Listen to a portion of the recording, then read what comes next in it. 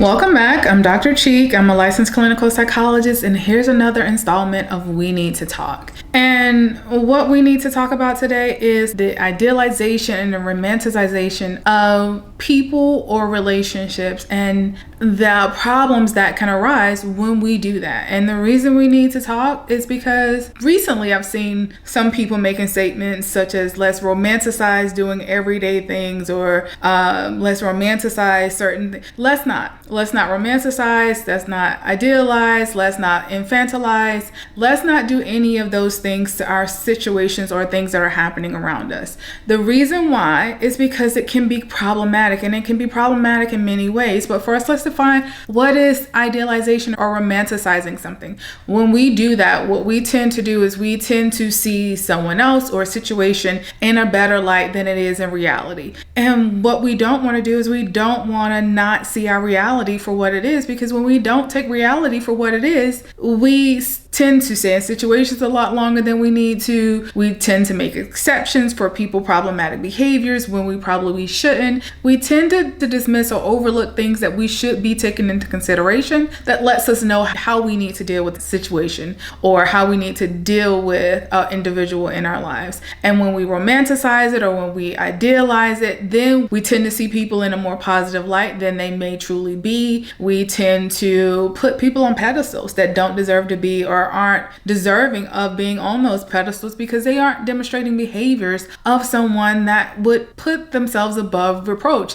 And sometimes we do this to other individuals without the other individual even requiring it or wanting it. We sometimes use someone's title, someone's job description, someone's role in our lives to define how we see them. And no one deserves to be defined by your own romanticized or idealized version of them instead of the reality of who they are. So what are some problems, and why do we need to take this into consideration? We need to take this into consideration because, one, when we start to idealize and romanticize people, we can get into this place where we may develop what's considered a halo effect for someone. And when we have a halo effect for someone, we can never see the negative or the possibility of them ever doing anything wrong. And we can either downplay when they've done something wrong, or we can completely ignore or pretend like what they've done is not something that was hurtful or harmful to someone else,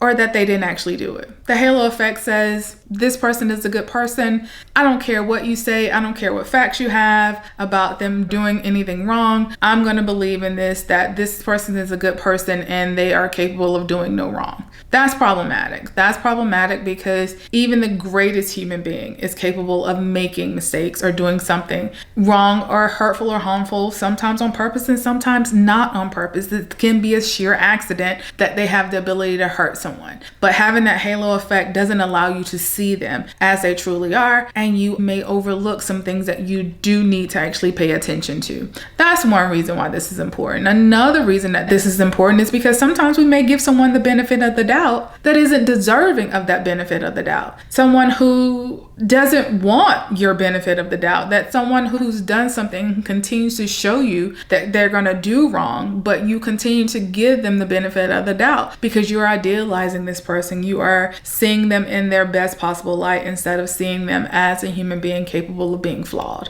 Another reason why this is problematic is because sometimes you may get too comfortable with ignoring problematic behaviors. You may start to get comfortable with saying, I know they've done this, but it wasn't that bad. I know they did this, or they're doing this to me, or they're doing this to somebody else. But, in the grand scheme of things, it's not as bad as we're making it out to be. Sometimes it is. Sometimes we need to highlight that that's not okay. And sometimes we need to respect when somebody else is not meeting our expectations because they don't want to meet our expectations, because that's not who they are as a person. We get tied to this idea of, because someone is, insert a role, insert a job title. Let's say someone is an officer or a police officer. We automatically assume they want to help, they want to serve, they want to protect. That may not be why everyone got into the field of being a police officer. You see someone who's a psychologist or a therapist, you automatically assume they always want to talk to people. They are always going to be kind. They're always going to be nice. They always want to help. that may not be the person you run into. And this is when things such as our identity dimensions come into play. Because our identity dimensions are how we see ourselves, gives you a better idea of what you can expect. For me personally, I'm a psychologist, but that's not in the top 3 of things that I use to identify myself. I'm a person first, then I'm Black, then I'm a woman, and then I'm a whatever role I play in someone else's life. And it's sometimes in that order of how you can expect to see me present in the world. And that's why identity dimensions matter, because then you can garner your expectations based off of how someone sees themselves instead of how you want to see them. So you or anyone else do not get to define me in a way that I'm going to embrace based on your own idealized or romanticized version of who I'm supposed to be.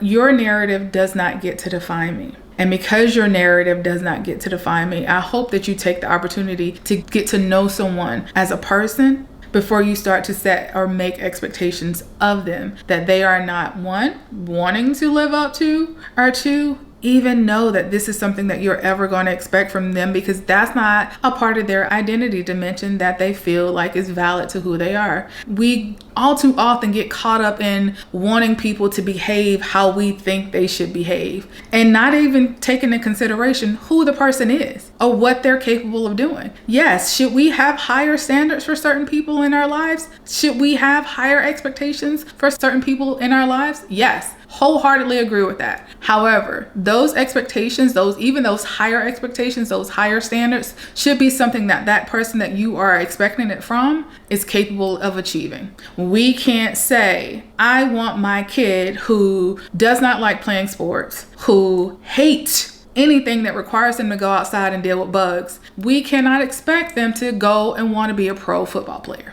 That's just not reality. That's our idealized version of what we're expecting them to be or what we want them to be, when actuality, that's not who they want to be. And that's not who they are as a person. We need to respect the fact that people are who they are and they get to decide who they are. You do not get to decide who someone else is because you've idealized or romanticized who they were in your life. And I have this running theory that this is how we get to extremes, and this is how this pendulum swing starts to happen, because we really have a hard time seeing people in nuances. We have this very all or nothing thinking to when we're dealing with people. So people are either all good or they're all bad. We can't see people as capable of being both. We can't see that sometimes a person who is actually a good person may do the wrong thing, may do something bad. We can't see that sometimes somebody who's really a horrible human being has the potential to do something positive or actually good. We struggle to be able to see those nuances, because when we are able to see those nuances, then it makes us second guess our judgment. It makes us second guess how we see that individual in front of us. And because sometimes we aren't able to trust our own judgments and our own assessments or our own evaluations of people we meet, then we do this dichotomous thinking. We do this all or nothing thinking of either they're all good or they're all bad, because I don't have to actually try to figure out if there's an in-between or what the in-between is. It's understandable, because when we're able to think in nuances, we sometimes fear that if I'm able to see the good aspects of somebody that's done something really poorly to me, then how do I accurately judge when this is a problematic relationship, or when this is a problematic person, or when something is problematic?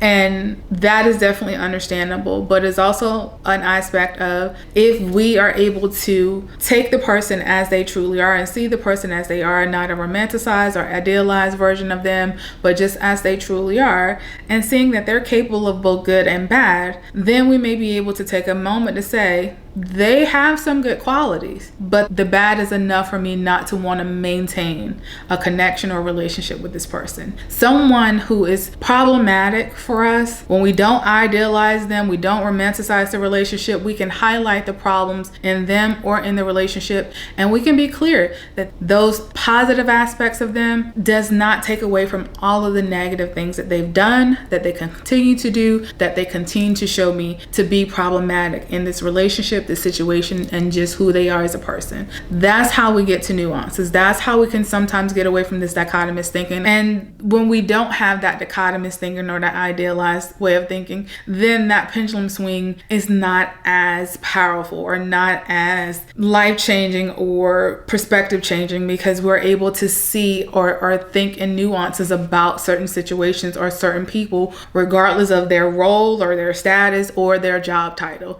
And we needed to talk about this today because we tend to idealize and romanticize a lot of things. And in doing so, we miss some really valid and important information about who the person is or about a situation that can allow us and help us make better decisions about a situation or individual in our lives. And let's not go to this pendulum swing of either you're always going to be good or you're going to always be bad. There is some in between. And if you struggle to find that in between, it's understandable. And that in this moment, it may be helpful for you to have those extremes or those cutoffs, because it's easier for you to navigate your world in that way.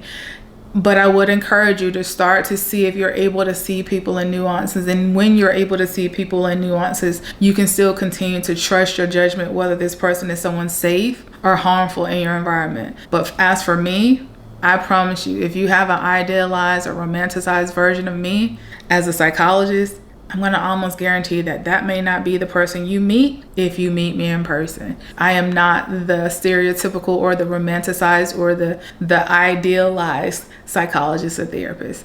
I am a human first, capable of flaws, capable of getting things wrong, capable of getting a lot of stuff right, but not willing to make myself fit into this mold so you feel comfortable with me.